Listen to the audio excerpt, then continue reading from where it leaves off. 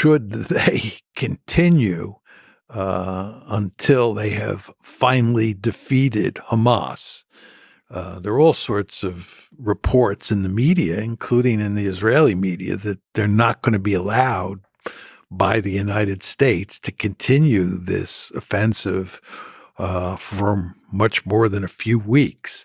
The Israelis have been saying it's going to take, in the best of all possible worlds, a number of months, if not a year, to finish off Hamas. Well, it doesn't look like they're going to have enough time to do that.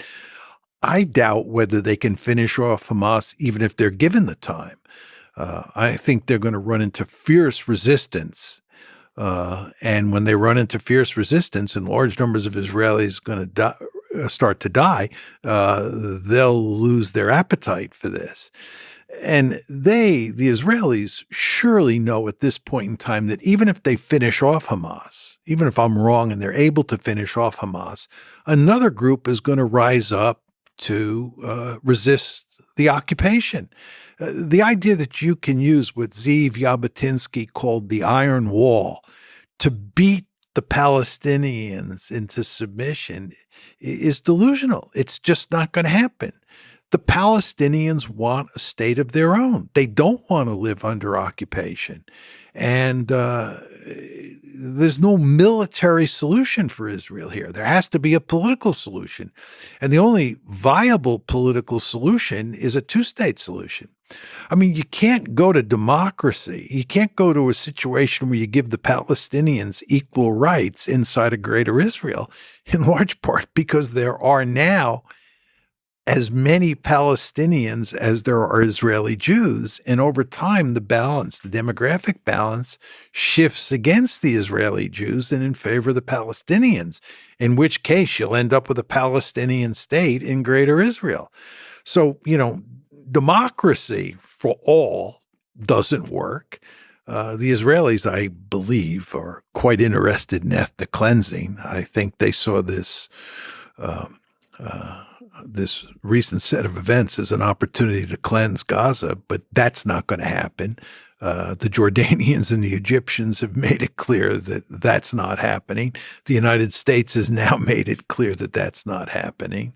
And the Palestinians will not leave. They'll die in place. So ethnic cleansing doesn't work.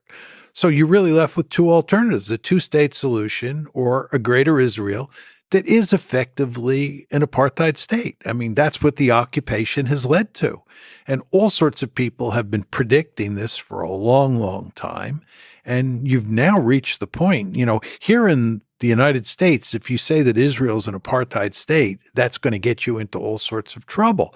But the fact is that Human Rights Watch, Amnesty International, and B'Tselem, which is the leading Israeli human rights group, all three of those institutions or organizations have issued detailed reports making the case that Israel is an apartheid state. Furthermore, if you read the Israeli media, right, all sorts of Israelis, including Israeli leaders, refer to Israel as an apartheid state. It's not that unusual to hear that term used in Israel.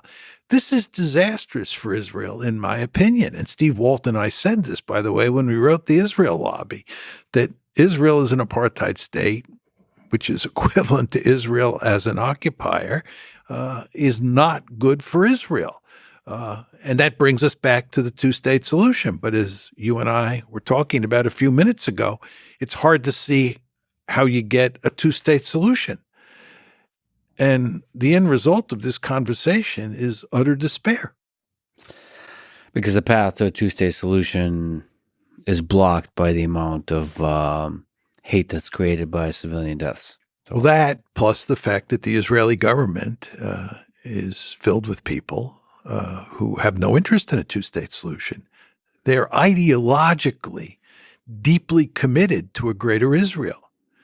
They want all the land between the Jordan River and the Mediterranean Sea to be part of a Jewish state. They're just ideologically committed to that. And And of course, as we were talking about before with regard to Hamas, Hamas wants everything between the river and the sea to be a Palestinian state. And, when you have two sides with those kinds of views, right, you're in deep trouble because there's little room for compromise. So what you have to do to get this to work is you have to convince the Israelis that it's in their interest to have a two-state solution. And you've already taken care of the PA on this front, the Palestinian Authority, but you've got to convince Hamas that its maximalist goals are not going to work, and it's in its interest to follow in the footsteps of Arafat and accept a two-state solution. But even if you do that at this point, let's say that there's a lot of willingness intellectually on both sides to do that.